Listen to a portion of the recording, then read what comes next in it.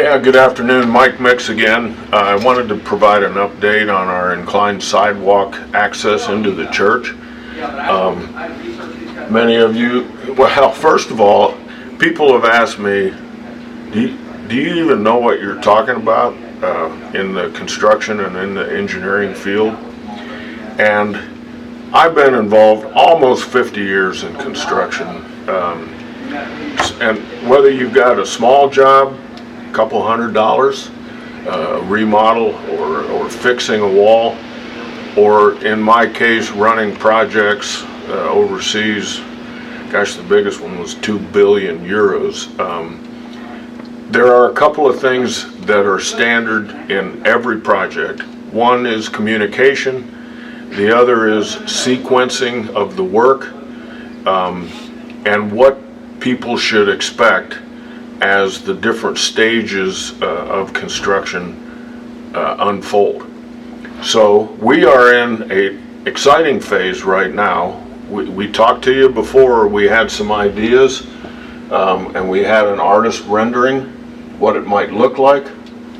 We have then progressed to where we have actual architectural drawings that show, if I can point maybe with my tape measure, the front doors of the church coming to a landing and then transitioning into an inclined sidewalk that makes its way down to the current street level.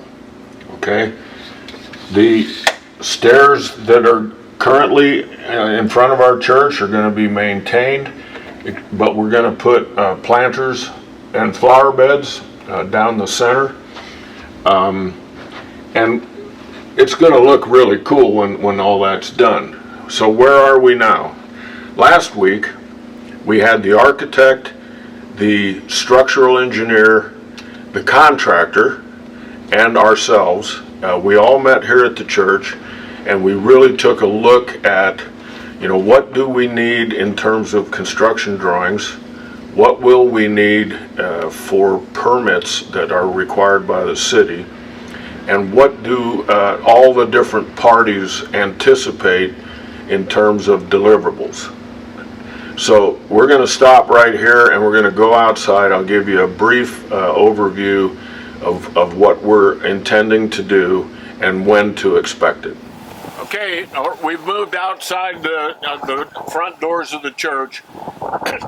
And I'm going to describe a little bit of what you should expect when we're under construction. First, we want to show you existing condition. Obviously, you've seen the broken concrete, the patching that we've tried to do to keep water out of the church, and you can even see the deterioration of the door jambs. And that's just an age thing. It's something that happens over time. Currently, just give you an idea here, we have 5 feet between the threshold of the door and the first step.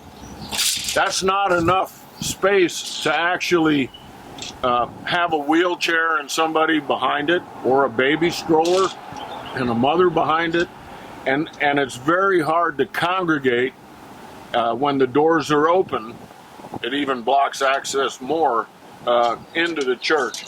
We are going to double that. We're going to go to 10 feet.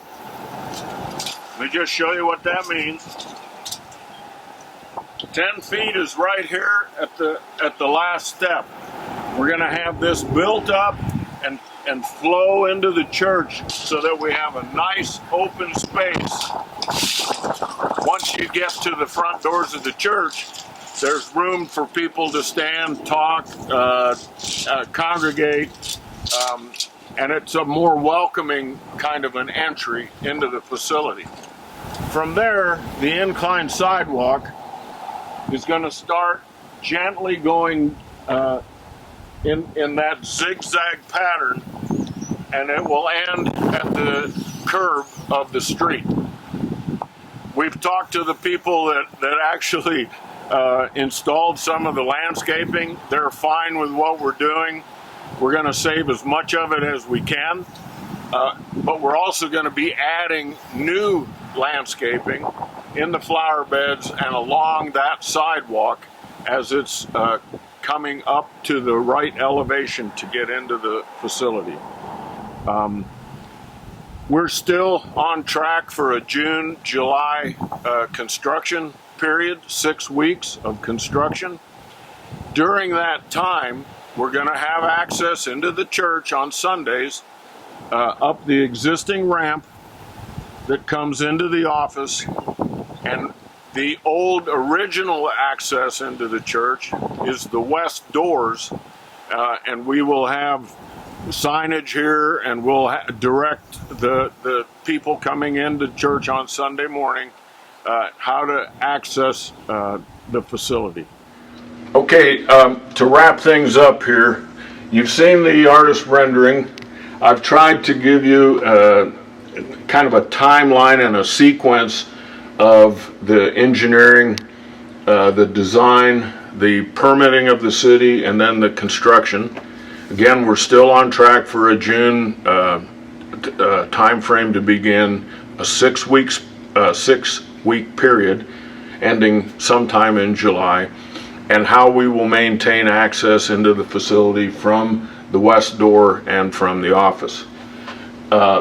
Now people are always asking, you know, in terms of the funding for this.